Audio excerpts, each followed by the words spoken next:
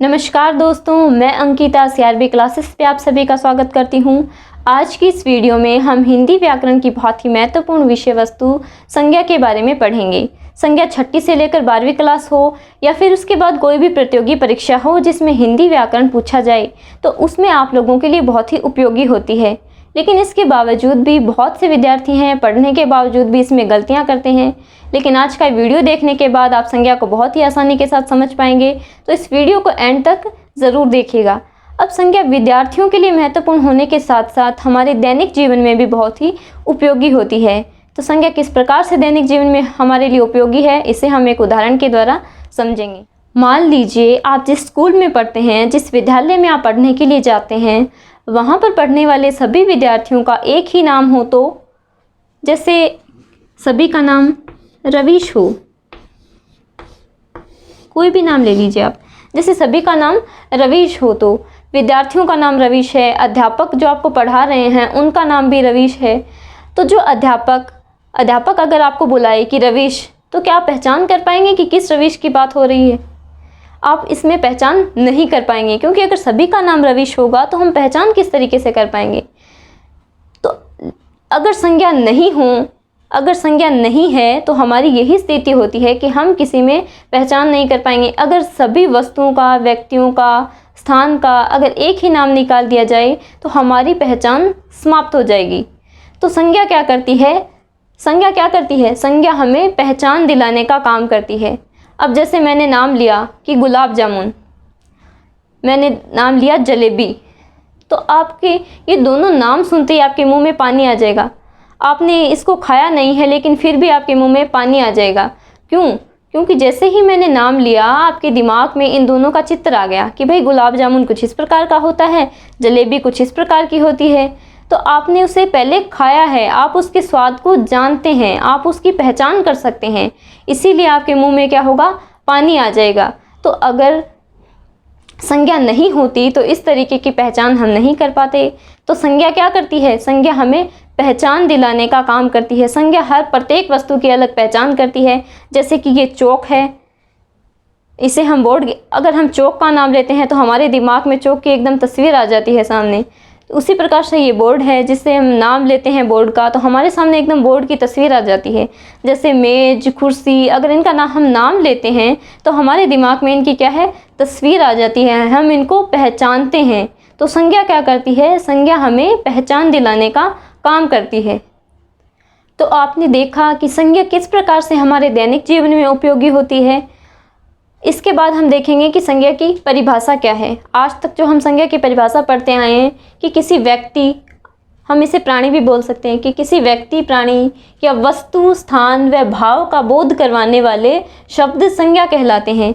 यानी कि वे शब्द जो हमें बताते हैं कि सामने वाला क्या है, सामने वाला जिसका नाम लिया गया है वो कोई व्यक्ति है, कोई प्राणी है, कोई वस्तु है, कोई स्थान है या कोई भाव है। तो इस प्रकार के शब्द जो हमें इन चारों के बारे में ज्ञान करवाते हैं, इनका बोध करवाते हैं, इनके बारे में हमें जानकारी देते हैं। जैसे मैंने नाम लिया चौक, तो हमें चौक की जानकारी है, हमें पता है कि सफ़ेद रंग की इस प्रकार की होती है और बोर्ड पर लिखने के काम आती है। तो इस प्रकार के जो शब्द हैं जो हमें किसी प्राणी, वस्तु, स्थान व भाव का बोध करवाते हैं, तो वे शब्द संज्ञा शब्द कहलाते हैं। जैसे हमने यहाँ नाम लिख रखा है रवीश, तो रवीश हमें नाम लेते ही पता है कि किसी मनुष्य का नाम है, किसी लड़के का नाम है रवीश। तो इस प्रकार से संज्ञा की परिभाषा ये है कि किसी व्यक्ति, प्राणी, वस्तु, स्थान व भाव का ज्ञान करवाने वाले शब्द संज्ञा कहलाते हैं।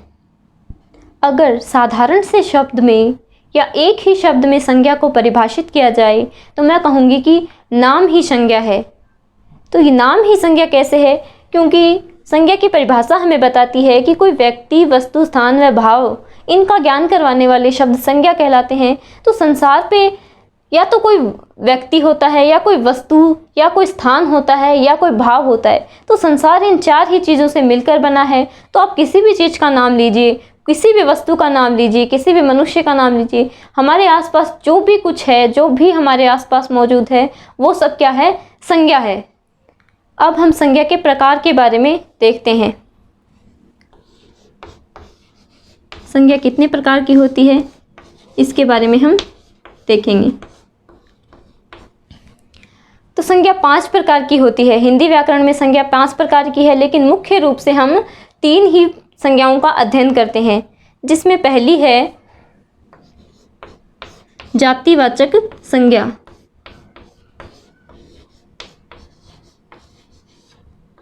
पहली जो संज्ञा है वो है जातिवाचक संज्ञा। तो जातिवाचक संज्ञा, वे संज्ञा शब्द जातिवाचक संज्ञा के अंदर आते हैं, वे शब्द जातिवाचक संज्ञा कहलाते हैं जिन शब्दों से हमें किसी समूह का बोध हो या किसी जाति विशेष का बोध हो। इस प्रकार के शब्द हमें जातिवाचक संज्ञा कहलाते हैं। जैसे हमने एक शब्द लिया लड़का, जो लड़का जो शब्द है वो क्या कर रहा है, एक जाति को प्रदर्शित कर रहा है। तो हमने लड़का शब्द लिया है, अब हमें पता नहीं है कि कौन सा लड़का, तो लड़का जो शब्द है वो क्या है, जातिवाचक संज्ञा है। इसी प्रकार से लड़की, किसी भी पशु पक्षी का नाम, किसी भी व्यवसाय का नाम, हमारे शारीरिक अंगों का नाम, तो ये जो सारे के सारे शब्द होते हैं वो जातिवाचक संज्ञा के अंतर्गत आते हैं। संज्ञा का दूसरा प्रकार है व्यक्तिवाचक संज्ञा। तो व्यक्तिवाचक संज्ञा वे संज्ञा शब्द व्यक्तिवाचक संज्ञा कहलाते हैं जो किसी विशेष व्यक्ति या किसी विशेष वस्तु या किसी विशेष स्थान व विशेष भाव का बोध करवाते हैं। तो इस प्रकार के शब्द व्यक्तिवाचक संज्ञा शब्द कहलाते हैं। जैसे हमने नाम लिया नवीन, या हमने कोई दूसरा नाम लिया सुहानी, तो ये जो शब्द है नवीन, सुहानी, तो ये किसी विशेष लड़के के बारे में बात हो रही है, तो ये किसी विशेष लड़की के बारे में बात हो रही है। तो इस प्रकार के जो शब्द हैं जो विशेष बताएं, कि अगर हम सिर्फ नाम ले देते कि लड़का, तो लड़का जो है या फिर लड़की, तो ये जो दोनों शब्द हैं लड़का या लड़की, ये तो जातिवाचक संज्ञा हो जाएंगे। लेकिन उनका नाम लेते ही कि नवीन या सुहानी, तो इस प्रकार के जो शब्द हैं वो व्यक्तिवाचक संज्ञा के अंतर्गत आ जाएंगे। तो इसके अलावा और भी बहुत से जो शब्द हैं जो हमारे व्यक्तिवाचक संज्ञा के अंतर्गत आते हैं।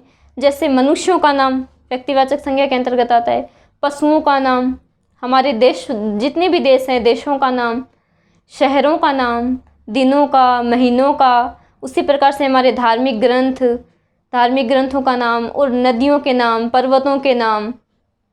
इसी प्रकार से हमारे ग्रह नक्षत्र जो हैं, जो पृथ्वी है, सूर्य है, जो हम चंद्रमा है, वो सभी क्या हैं, व्यक्तिवाचक संज्ञा के अंतर्गत आते हैं। उसी प्रकार से हमारे समाचार पत्र जो हैं, समाचार पत्रों के जो नाम हैं, जैसे हमने नाम लिया दैनिक भास्कर, टाइम्स नाउ, तो ये सब क्या हैं, व्यक्तिवाचक संज्ञा के अंतर्गत आते हैं। नदियाँ हैं, पहाड़ हैं, तो ये सभी जो हैं व्यक्तिवाचक संज्ञा के अंतर्गत आते हैं। तो इनका नाम हम लेते हैं। जैसे हमने बात की पर्वत की, पर्वत, तो पर्वत क्या है, एक जातिवाचक संज्ञा। अब इस पर्वत का हम नाम लेंगे, जैसे हिमालय पर्वत, तो ये क्या करवा रही है, किसी विशेष पर्वत के बारे में बात हो रही है। पर्वत तो क्या हो जाएगा, जातिवाचक संज्ञा, पर्वतों की एक जाति, तो उसमें भी क्या, हिमालय पर्वत, तो हिमालय पर्वत क्या हो जाएगा, व्यक्तिवाचक संज्ञा। अब जैसे हमारे बहुत सारे पशु होते हैं, तो हम सब लोग घर पे कुत्ता, बिल्ली ये सब रखते हैं, तो हम क्या करते हैं, हमारे कुत्ते का नाम अलग से रख देते हैं। जैसे हमने अपने कुत्ते का नाम रख दिया जीहू, ऐसे कुत्ते तो बहुत सारे होते हैं, लेकिन हमने अपने कुत्ते का नाम रखा जीहू, तो जीहू क्या हो जाएगा, व्यक्तिवाचक संज्ञा हो जाएगी। तो इस प्रकार के शब्द जो किसी विशेष प्राणी के बारे में बात करें, किसी विशेष वस्तु के बारे में बात करें, किसी विशेष स्थान व भाव का अगर हमें ज्ञान करवाएं, तो इस प्रकार के शब्द व्यक्तिवाचक संज्ञा शब्द कहलाते हैं।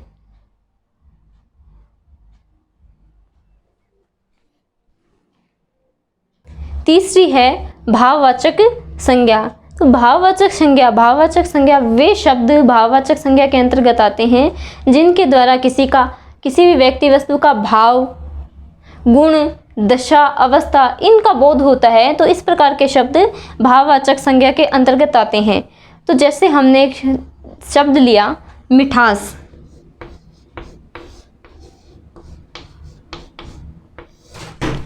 तो मिठास जो शब्द है वो क्या करता है, मिठाई के अंदर का गुण है उसको दर्शाता है। तो इस प्रकार के शब्द भाववाचक संज्ञा कहलाते हैं।